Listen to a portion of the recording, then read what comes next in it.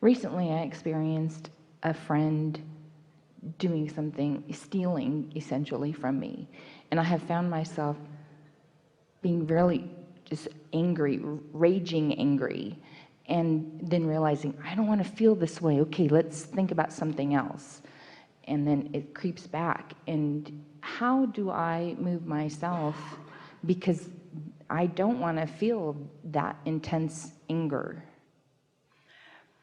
Well, that's the most important step, is realizing you don't want to feel that way. And then when you find yourself in the vicinity of it, moving away from it. But what sometimes happens is you feel like you have a lot invested in something. This is another answer to that earlier question about why.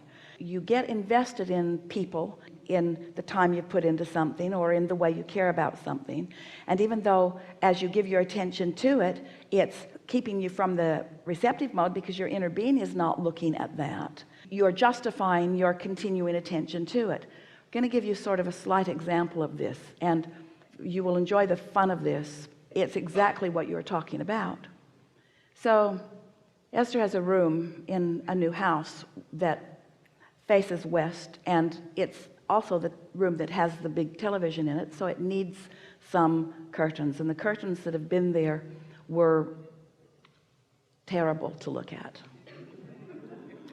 Esther shuddered a little every time she saw them.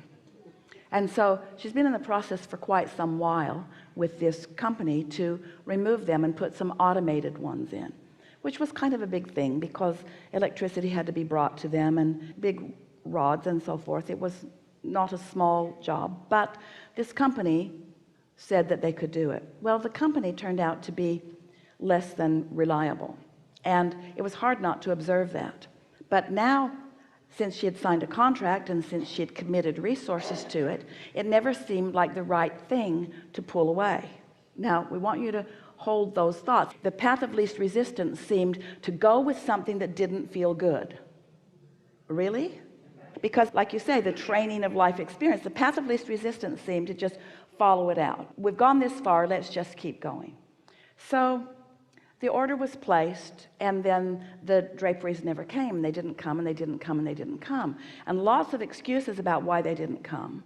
But Esther's starting to realize that something is really off. The real reason that they aren't coming is because the money that Esther had given them for the draperies had been applied to another job, and now they were waiting for another job to get the money so that they could apply them to her job. And so Esther realized what the delays were all about. So she adjusted to the delays because there is a momentum now. There's a momentum, and so the path of least resistance felt like just adjusting. It didn't feel right to just pull out altogether. She might lose money. She liked these people. She didn't want to show a distrust for them. So even though she wasn't happy with what was happening, it was far from the receiving mode. It just seemed like that was the easier thing to do. So she kept saying nice things to them and kept encouraging them and telling them that she knew that it would work out all right. And finally she began getting the date that they were going to bring the draperies. And so she is thinking, well, this is turning out all right. Now, we want to say here that things that don't feel good never turn out right. That's just something that you'd have to know. But when you're trying to be someone else's path of least resistance, when Esther's desire to support this company and to support these people was stronger than her own desire to be in her own state of receiving, so she goes along with it, and she keeps encouraging them, and she even asks them if they need more money because she knows that they are sort of in a bind. She's wanting to be a good citizen, you see. And so then the draperies finally arrive, and as they hang them where they need to be hung, they are about 4 inches too long. Well, Esther tried to be a really nice person about that, and she is saying, you know, I'm having some company soon, and I've been telling you about this for 8 months, and now here we are, and so are you going to be able to shorten these draperies in time for me? We'll do everything that we can. And so Esther is talking herself into feeling good about that. Even though she doesn't feel good about it, she's still not ready to bail out of it. She's still the big boulder rolling down the hill, hoping that she doesn't run over someone on the highway. In other words, it's that sort of feeling. And so then the very nice man says, I found someone locally who can take care of these draperies. And Esther says, that's really a wonderful thing. It's really going to make me so happy to see those up there in time for my party. And so then the very nice man shows up, and now he only has one arm today because he's had an accident and his arm is in a sling, and he is climbing on the ladder, and he's trying to take the draperies down with one arm. And Esther is thinking, this man is going to die in my house. So he manages to get the draperies down. As he's leaving, Esther says to him, now you realize that these 3 windows are one length, and this window is a different length, and you have marked all of these panels so that you know what's what. Yes, ma'am, I understand. And so off he goes, and he finds someone locally, and she is just going to him. She is going to help him make that deadline. And then Esther receives a telephone call, and she says, hello? And he says, hello. And Esther says, are you all right? And he said, something very bad has happened. And Esther said, what? And he said, the seamstress cut off the wrong panel, and one drapery now is too short for the window. And I was wondering if it would be all right if we just go ahead and hang it anyway. And Esther started to laugh because her whole world came flashing before her eyes. And she realized that right from the beginning, that had been hard. Right from the beginning, there was nothing about that wasn't hard, and she just kept trying to make it work and trying to make it work and trying to make it work for all of these reasons that you were trying to get us to say earlier. She was trying to make it work because she didn't want to hurt anybody's feelings. She was trying to make it work because she wanted them to believe that she believed in them. She was trying to make it work because she had money and time invested and didn't want to start over. In other words, she was trying to make it work, trying to make it work, when the constant evidence was, this isn't working. This isn't working. This is the question that you were asking earlier. What makes you unwilling to pull off of what isn't working with a friend, with an employee? We'll tell you what it is. It's your unwillingness to be the selfishly oriented individual that you really are, who wants to be in alignment with your own desires. There are some paths that you are on that are not going to lead you to where you want to be without consternation, which is not on your path, you see. And so what we're getting at here is this receptive mode is starting to take on more importance, isn't it? And the way the receptive mode takes on more importance is by having experiences like you are describing, and experiences that Esther has had that we are describing. In other words, it is through that experience that you begin to understand that you can tell when you're in the flow and when the cooperative components are coming to you, and you can feel when you're in the flow with something else and the uncooperative components are coming to you. Now, how did Esther's expectation get there? Well, there must have been something there that she didn't clean up right from the beginning, or that wouldn't have been there. And so that's why the worse it gets, the worse it gets, the worse it gets, the worse it gets, or the better it gets, the better it gets, the better it gets, the better it gets. That's why you want to start it the way you want it to end up. You want to get in tune with who you really are.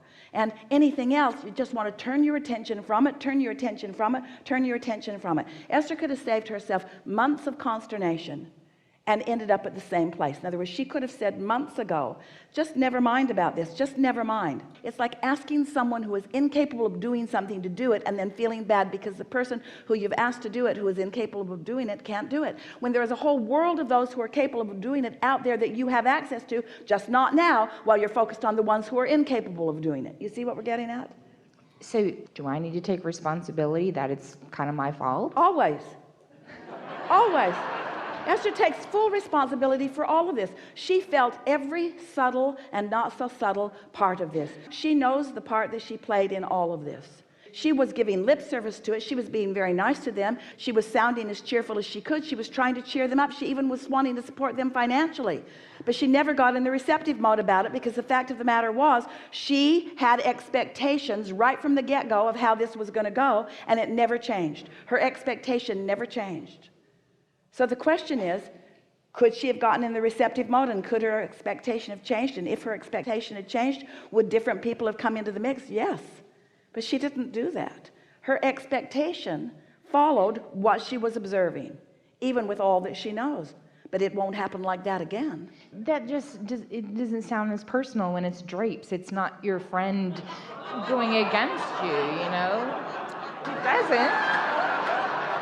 Except that you're missing this point. The drapes seemed like the subject. But these were interpersonal relationships. There were several people involved. She fell in love with all of these people. In other words, she cares about these people and this company, this dysfunctional company. She cares about them. These are relationships that she formed. If she didn't care about those people, she would have said go away months ago. She would have said this isn't working months ago. It's because she cared about them, because she wanted to be their path of least resistance, because she was more aware of that than her own alignment. You see, life really is not about more important things than drapes. It isn't. It's just another set of drapes and another set of drapes and another set of drapes and another set of drapes. That's all it is. That's all life is. Life just makes you want drapes. Esther could justify till the cows come home. She can justify. There's no way that she's ever going to make them understand that drapes matter. But the drapes don't matter. Alignment matters. Creation matters. Co-creation matters. Being in the flow matters. This isn't about the drapes. None of this is about the drapes. The drapes are just the excuse to understand what the receptive mode is. And the receptive mode is divine. And not being in the receptive mode sucks. Oh, you said it. Yeah. So now that I have kind of come to the place of I didn't make those decisions in alignment. So what? We've told you this long story, which sort of sucks you into wanting to tell us your long story. But I want to go to the next part. Now what do I do to reestablish? Well, what's your desire?